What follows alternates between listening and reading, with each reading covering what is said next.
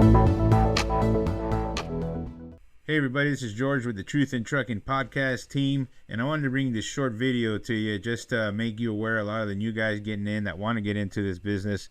Just 5 reasons that 70% of new authorities are going out of business in the first year. So I just wanted to bring this, I wanted to make everyone aware, especially the new guys, and a lot of us in the industry. Some of us just don't realize what's really going on in the trenches, and so I want to bring this to everyone's attention, and that's something that everyone should know, especially new guys out there. So number one reason that I think a lot of these guys are going out of business in the first year, at least 70% of them, a lot of it has to do with brokers. Brokers are great. They're the middleman. They're the one that's going to give you the freight so you can move your trucks. The problem with a lot of them, and it's not really a problem, it's just a regulation that they have in place, a rule, an internal rule that they have in place that protects them from fraud. And we know that there's a lot of fraud in this industry, and I think everyone's trying to come together with the common goal of combating freight. And so for that reason, a lot of brokers have certain rules and restrictions where they won't even set up a new authority. Some have a 6-month restriction, a year restriction, and a 2-year restriction. When I was a freight broker, we had 2 years. A lot of people agree, some will disagree with that. It does unfortunately harm a lot of the new guys because it makes it real tough for the new guys to get their start growing their company and start earning their stripes. But there are many brokers out there that do work with new authorities.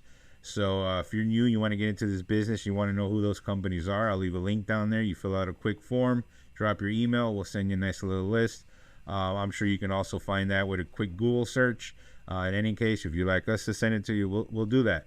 If you're freight brokers out there that do work with new authorities, let us know. Leave a comment. Reach out to us. Let us know so we can also help those out there that are trying to get into the business. The number 2 reason, insurance companies. That's right. Insurance is probably going to be the most expensive part of your journey or your company.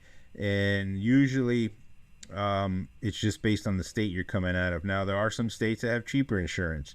Now, the reason I bring this up as one of the reasons why people fail is because there's a lot of insurance agents out there that in an effort to get the policy, in an effort to make money, they're going to do little workarounds and little corners that they're going to cut and things that they're going to do to get that policy, like telling you that your garaging address should be in this state instead of your home state, or your authority, the physical address, you should change it to another state because that's where the insurance is going to be cheaper.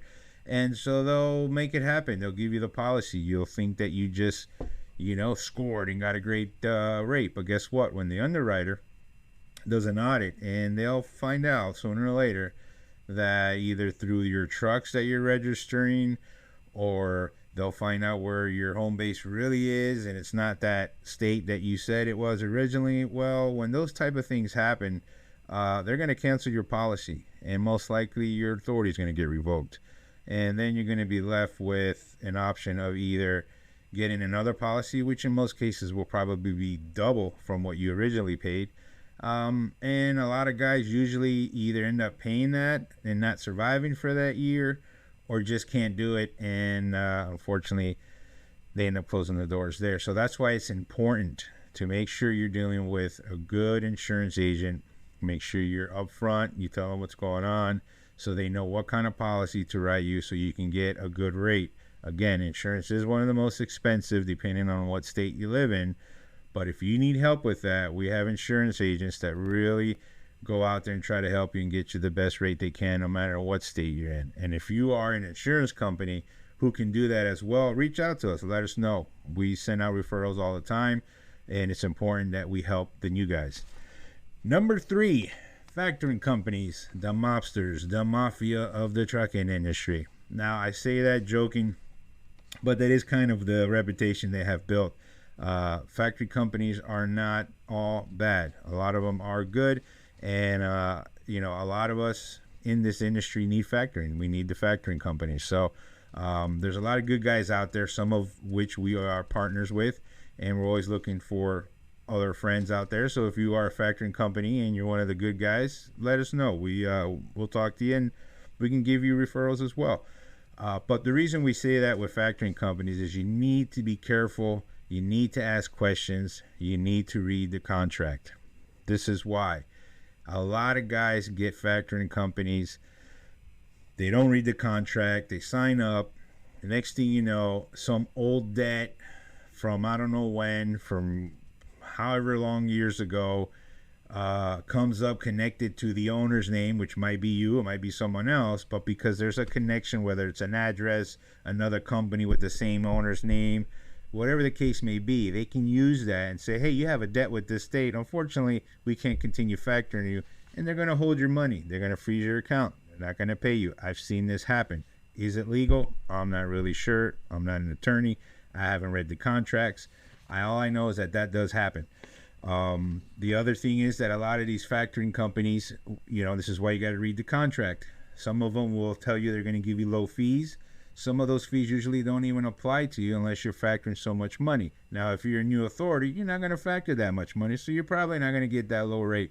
The other thing, too, is you're probably not going to get that same-day funding or next-day funding, again, depending on how much you're factoring. Some of these things should be told to you up front. Sometimes they're not. A lot of guys are deceptive, not just factoring companies, but a lot of brokers and insurance agents. So you need to ask the right questions, read the contracts, make sure they're transparent.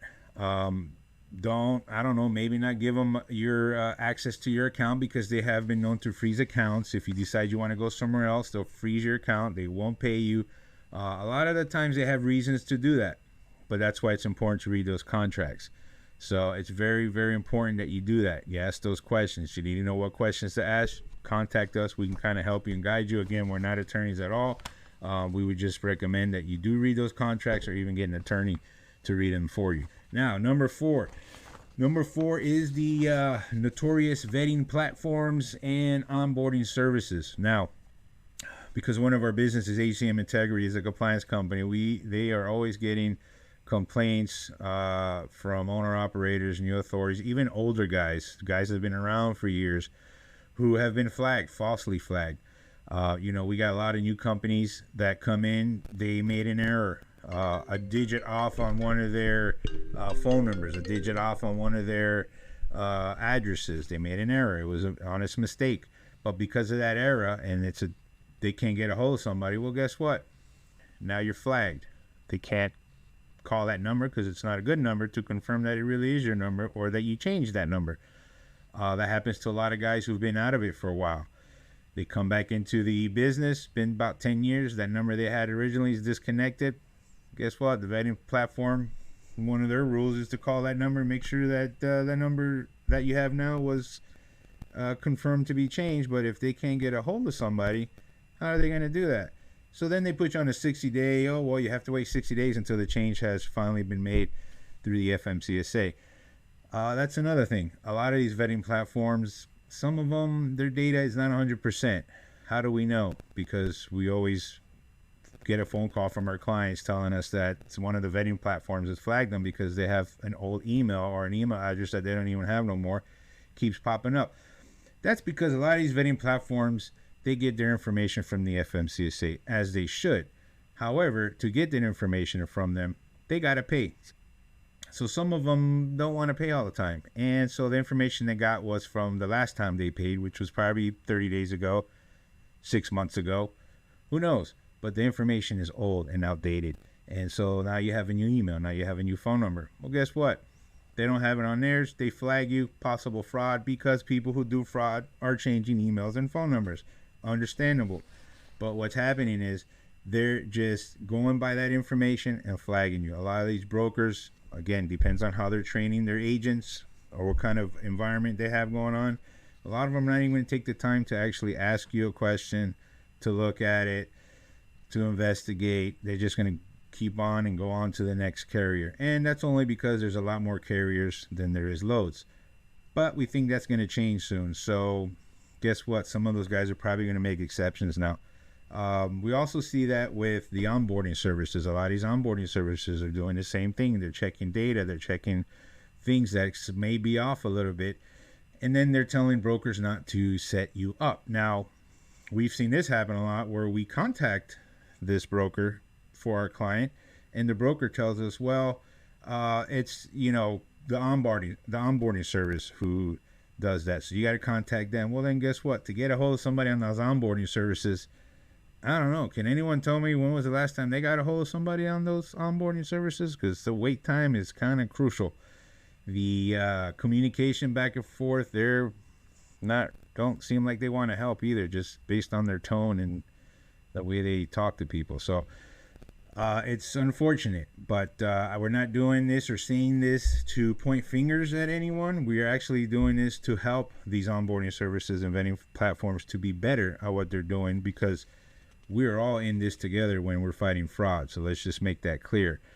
But what's happening is that these vetting platforms and these onboarding services, sometimes instead of helping, they're putting a strangle on these new authorities, and they're not letting them be successful. Now, I don't know about you, but if we have less new authorities, not sure how much more your platforms will be needed if there's not new authorities coming in and you keep stopping them from being successful. So some things we need to talk about. I'd love to, hey, if you're a vetting platform, you're one of those onboarding services, reach out to us. Let's talk. Let's get this engagement going, because it's much needed.